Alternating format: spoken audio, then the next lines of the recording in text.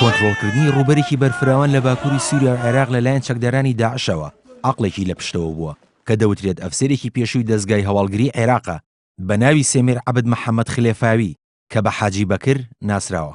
گۆڤاری دێرشیبیگلی ئەڵمانی لە راپۆرتێکیدا بە ناونیشانی دۆسیەی نهێنی پەیکەری داعش کە کریستۆف ڕۆیتەر نووسیوێتی و لە ئامادەکردنیدا پشتی بە ژمارەیەک بەڵگەنامە بەستووە ڕایگەیاند ئەفسەرێکی پێشووی دەستگای هەواڵگری ڕژێمی سەدام حوسێن ڕێخەری کۆنتڕۆڵکردنی بەشێک لە خاکی باکووری سووریا بووە لەلایەن چەکدارانی داعشەوە.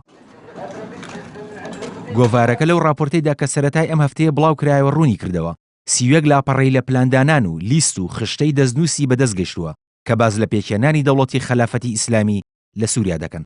بەڵگەنامەکانیش پلانی کەسێکە بە ناوی سێمیر عەبد محەممەد خلێفاوی کە عەقید بووە لە دەستگای هەواڵگری هێزە ئاسمانیەکان لە سەردەمی سەدام حوسێندا وتیشی بە ناوێکی تری نهێنیەوە ناسراوە کە ئەویش حاجی بەکرە. بەپێی ئەو دۆسیانەی کە لە راپۆرتەکەدا بڵاو کراونەتەوە کۆنتڕۆڵکردنی باکووری سووریا بەشێک بووە لە پلانێکی تۆکمە کە خودی حاجی بەکر سەرپەرشتی کردووە و تیایدا تەکنەلۆژیای وەک چاودێریکردن و سیخوڕیکردن لەگەڵ کوشتن و فڕاندنی تیادا بەکارهێنرابوون. بەپێی راپۆرتی گۆڤارەکە لە نێوان ساڵانی 2006 و 2010دا حاجی بەکر لە گرتوخانەکانی ئەمریکا لە عێراق زیندان بووە کە یەکێک لەو گرتوخانانە ئەبوو غرێب بووە. وتیشی دواتر لە ساڵی 2010دا گروپێکی بچووکی لە ئەفسەرەکانی دەستگای هەواڵگری عێراق پێکهێناوە کە هەر ئەو گروپە بوو ئەبوو بەکر بەغدادی کردە سەرکردەی فەرمی ڕێکخراوی داعش تا ڕوویەکی ئاینی بە ڕێکخراوەکە بدرێت. لە دوای 2 ساڵی ژواتە لە ساڵی 2012دا حاجی بەکر چووە باکووری سووریا تا سەرپەرشتی پلانەکەی بکات و لە سەرەتاشدا ژمارەیەک چەکداری بەڕێگە سعودی و تونسی و ئەوروپی هەڵبژارد کە پسپۆڕ نەبوون و بێ ئەزمون بوون لەگەڵ ژمارەیەک چەکداری تری بە ئەزمون کە چیچانی و ئۆزبەکی بوو.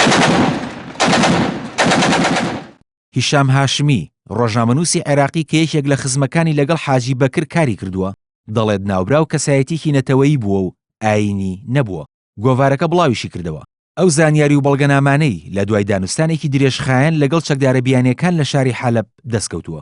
سەمیر عەبد محەممەد خلێفاوی ناسراو بە حاجی بەکر مانگی کانونی دووەمی ساڵی ڕابردوو لە شەڕێکدا لە سووریا کوژرا کە پلانەکانی جگە لە سووریا یارمەتی دەربوون بۆ پتەوبوونی پێگەی چەکدارانی داعش لە عێراقدا.